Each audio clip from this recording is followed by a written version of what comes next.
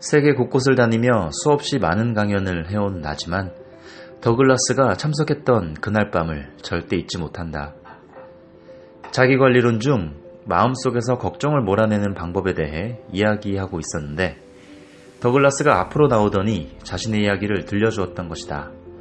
한 번도 아니고 두 번이나 자신의 가정에 불어닥친 비극에 관해서였다. 그가 겪은 첫 번째 비극은 너무나도 사랑했던 5살짜리 딸을 잃은 것이었다. 하늘이 무너지는 것만 같았고 왜 자신에게 이런 고통이 찾아왔는지 몸서리치는 날들이 계속되었다. 하지만 자신이 무너지면 아내는 더 힘들어질 것이라는 생각에 어금니가 부서져라 이 악물고 버텼다. 그러고 나서 1년 뒤 하늘은 또 하나의 생명을 선물해 주었다. 그런데 기쁨도 잠시. 아이는 태어난 지 5일 만에 하늘나라로 가고야 말았다. 한 명도 아니고 두 딸의 잇따른 죽음은 더글라스로서는 도저히 견디기 힘든 고통이었다. 잠을 잘 수도 음식을 먹을 수도 어떠한 휴식을 취할 수도 없었습니다. 신경은 극도로 불안했고 자신감도 사라졌죠. 신이 원망스러웠습니다. 명의들을 찾아 나섰다.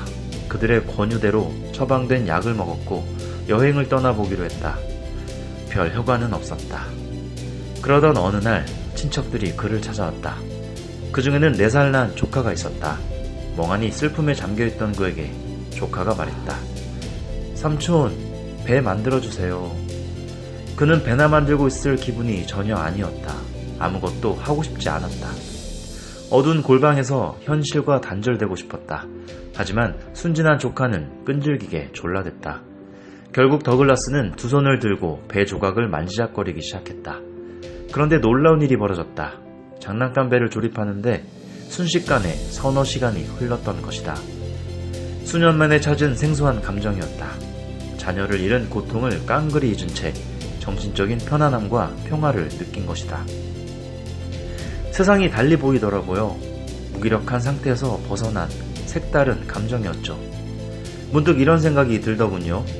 장난감 배를 조립하는 것처럼 단조로운 것이라도 행동을 계속하면 걱정을 조금이라도 덜 수 있겠구나. 그 후로 더글라스는 매우 사소한 일일지라도 반드시 행동하기로 마음먹었다. 초기에는 다소 번잡스러운 정도로 바쁘게 몸을 움직였다. 이 방 저 방 집 구석구석을 돌아다니며 손질이 필요한 것들을 찾았고 책장, 계단, 방풍창, 창문 차양, 문 손잡이, 자물쇠, 새는 수도꼭지 등 수리가 필요한 물품들을 모두 적었다. 2주에 걸쳐 정리해보았는데 무려 242개의 리스트로 작성되었다. 더글라스는 2년에 걸쳐 그것들을 직접 전부 수리했다. 걱정할 틈이 없다. 세계대전이 한창일 때 하루 18시간을 일했던 윈스턴 처칠이 한 말이다.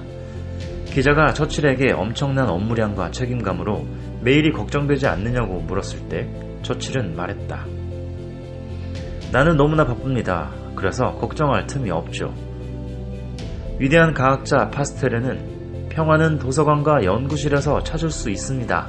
라고 말했다. 왜 평화가 도서관과 연구실에 있을까? 도서관이나 연구실에 있는 사람들은 세상의 원리를 찾기 위해 한 가지 일에 너무나 몰두한 나머지 자신의 문제에 대해 걱정할 틈이 없기 때문이다. 통계적으로 볼 때 연구원들은 신경쇠약에 걸릴 확률이 다른 직업에 비해 현저히 낮다. 영국의 시인 알프레드는 그의 가장 친한 친구 헤일럼이 죽었을 때 이렇게 선언했다. 절망의 늪에 빠지지 않기 위해 행동에 몰두하리라. 콜롬비아 대학교의 제임스 교수는 말한다.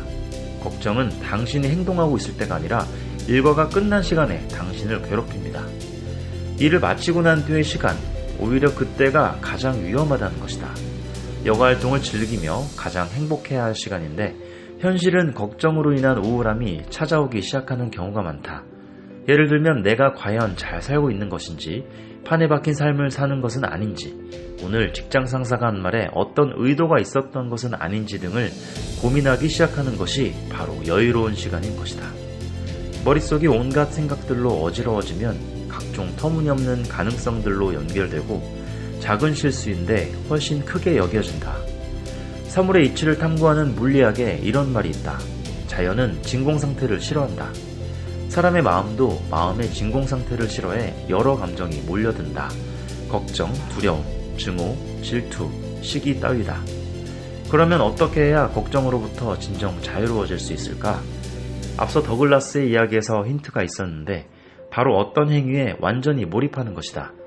큰 비극의 사건일수록 더 구체적으로 작은 일에 몰두하라.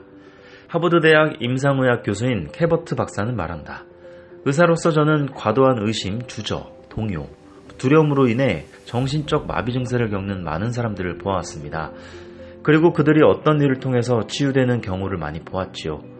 그들은 행동을 수반한 일을 통해 용기를 얻게 되었습니다. 이는 한 환자의 고백이다. 너무 힘들 때 백화점에서 판매사원으로 일했습니다. 손님들이 제 주위에 벌떼처럼 몰려들어 가격, 사이즈, 색상 등을 물어봤죠. 당장 해야 할 일 말고는 어떤 것도 생각할 겨를이 없더라고요. 일을 마치고 밤이 되면 아픈 다리를 풀어주는 것 말고는 다른 걸 떠올릴 수 없었습니다. 저녁을 먹자마자 침대에 누워 정신없이 잠들기를 몇 달을 보내자 줄곧 저를 쫓아다니던 걱정들이 저도 모르게 사라져 있었습니다. 그래서 정신적으로 힘든 사람들에게 저는 쉬는 것도 좋지만 오히려 일을 더 열심히 하라고 권합니다. 이를 통해 바쁜 상태를 유지하라고 말이지요. 이것이 지구상에서 가장 저렴하면서도 가장 효과적인 좋은 약이 아닐까 생각합니다. 많은 심리학 연구들이 이를 뒷받침한다. 아무리 똑똑한 사람이라 해도 한 번에 한 가지 이상 생각하는 것은 절대로 불가능합니다. 따라서 한 가지에 집중하여 행동해 보십시오. 1. 행동으로서 부정적 감정들이 틈타는 것을 사전에 차단하십시오. 어떤가? 마음속에서 걱정을 몰아내는 원리에 대해 이해가 잘 되었는가?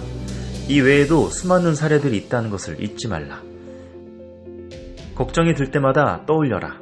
걱정하는 습관을 버리기 위한 한 가지 원칙. 바쁘게 움직여라. 절망의 늪에 빠지지 않으려면 행동하면 된다.